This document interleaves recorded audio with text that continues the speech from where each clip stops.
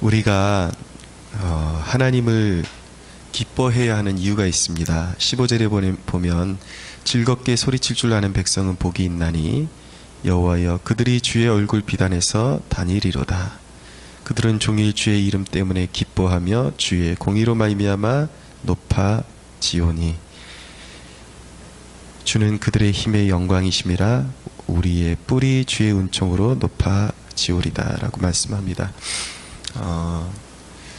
우리가 지음받은 목적 중에 하나가 하나님을 기뻐하는 것이고 그 기쁨 가운데 살아가는 것입니다. 근데 우리가 하나님을 기뻐해야 하는 이유는 무엇이냐면 바로 하나님이 우리의 구원자가 되시기 때문입니다.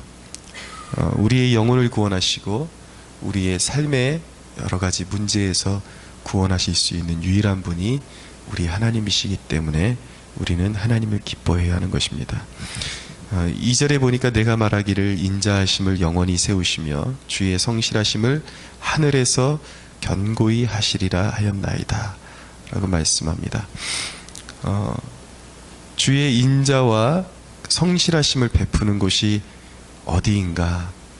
하늘에서 견고히 하신다, 하늘에서 베푸신다라는 말씀이 저에게 큰 위안이 되고 기쁨이 됩니다. 왜냐하면 그 하늘이라는 곳, 이곳에서 표현한 하늘이라는 곳은 하나님의 보좌를 이야기하는 것인데 그것은 한계에 매이지 않는 곳입니다. 그리고 세상의 어떤 도전에도 도전을 허용하지 않는 곳, 하나님이 주권을 가지고 그 하시고자 하시는 뜻을 베푸시는 그 보좌, 그곳이 오늘 말씀이 표현한 하늘이기 때문에 그것은 한계에 매이지 않고 우리가 인간을 의지하는 것이나 다른 여타 환경을 의지하는 것과는 전혀 다른 결과를 초래하는 것이죠. 그분이 행하시는 것에는 막힘이 없고 그리고 그분의 계획을 방해할 자가 없기 때문에 그분은 반드시 우리를 향하신 구원의 계획, 도움을 베푸시는 그 모든 것들에 패배함이 없으시기 때문에 우리는 그분의 구원을 바라보며 기뻐할 수 있게 되는 것입니다. 우리가 하나님을 기뻐하는 것, 이 기쁨을 결코 빼앗겨서는 안 되는 이유가 있습니다. 그 이유는 무엇이냐면 하나님을 신뢰하는 가운데 그 기쁨을 빼앗겨 버리면 세상의 근심이 우리의 마음을 차지해 버리기 때문입니다. 그러면 하나님의 일하심을 볼 수가 없게 됩니다. 사실은 근심하게 되면 실체를 보게 되는 것이 아니라 자기 마음에서 지어낸 상상을 믿게 되는 것입니다. 그렇기 때문에 근심하게 되고 하나님을 신뢰하는 기쁨을 빼앗겨 버리게 되면은 하나님이 지금 이 순간에 일하고 계심에도 불구하고 그 일하심을 보지 못하고 마귀의 속삭임에 속아 넘어가게 되는 것이죠.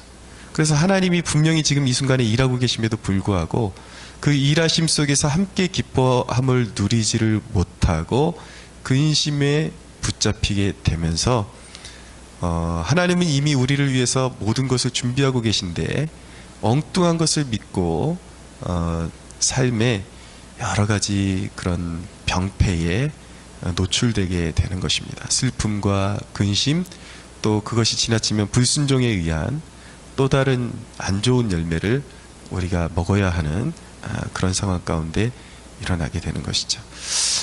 그렇기 때문에 결코 우리는 한순간도 하나님을 기뻐하는 것을 잃어버리지 않도록 노력해야 하는 것입니다. 그래서 사도 바울은 항상 기뻐하라, 쉬지 말고 기도하라, 범사에 감사하라 라고 말씀하는 것이죠. 우리의 삶 가운데 어찌 근심이 없을 수 있고 어찌 인간으로서 의심이 일어나지 않을 수가 있겠습니까?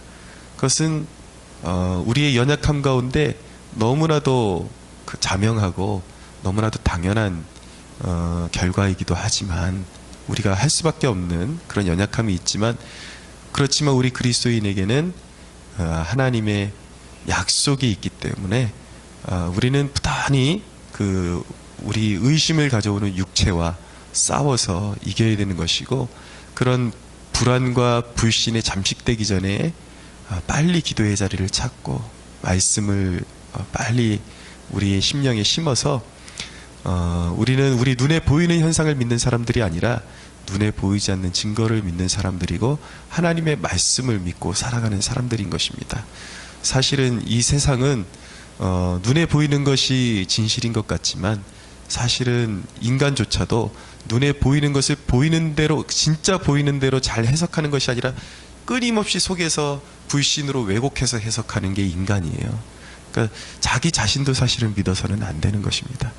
그래서 눈에 보이는 것이 다라고 믿지 마시고, 하나님은 영이시니 보이지 않는 곳에서 일하시고 반드시 자녀들을 위해서 일하시는 하나님이시기 때문에 보이는 것을 믿는 것이 아니라 약속의 말씀 믿고 나아가면 승리할 줄로 믿으시기 바랍니다. 하나님이 전능하시기 때문에 우리의 믿음과 우리의 그 하나님을 향한 기쁨을 헛되지 않도록 반드시 그렇게 하나님께서 만들어 주실 것입니다. 하나님은 어떤 분인가? 9절에 보니까 주께서 바다의 파도를 다스리신다. 우리 곁에 계신 분, 우리가 구주로 영접한 분, 그분이 보여주셨잖아요. 말씀으로 파도를 잠잠케 하시고, 그분이 말씀하시면 다 잠잠하게 되어 있습니다. 근데 우리에게 그런 역경이 허락되는 이유는, 하나님은 모든 환경의 위협을 통해서 우리의 삶 가운데 실제적인 환경의 위협이 없다라는 얘기가 아니에요. 우리가 근심하기로 작정하면 다 합당한 이유가 있기는 합니다. 없다는 게 아니에요. 그러나 영적으로 봤을 때 하나님의 택함받은 백성들에게, 하나님의 사랑하심을 입은 백성들에게는 그 모든 것이 믿음을 연단시키는 도구일 뿐이다라는 것. 우리가 하나님을 잊지 않고 그분의 구원을 기뻐하며 매달릴 때에 우리의 삶 가운데 늘 부딪히는 문제가 있습니다.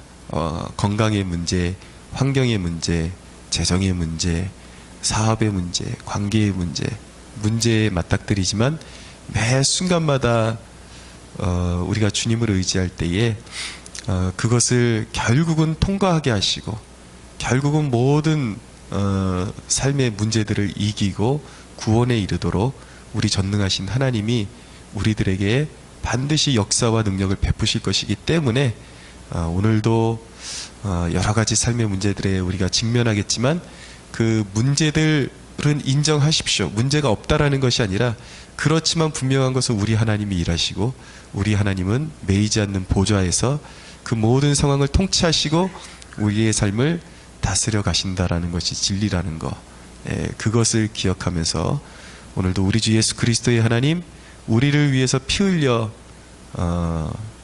자신을 내어주시고 우리를 값주고 사신 그 예수 그리스도 안에서 거룩하신 하나님을 의지함으로 넉넉히 승리하는 우리가 되기를 예수님의 이름으로 축원합니다.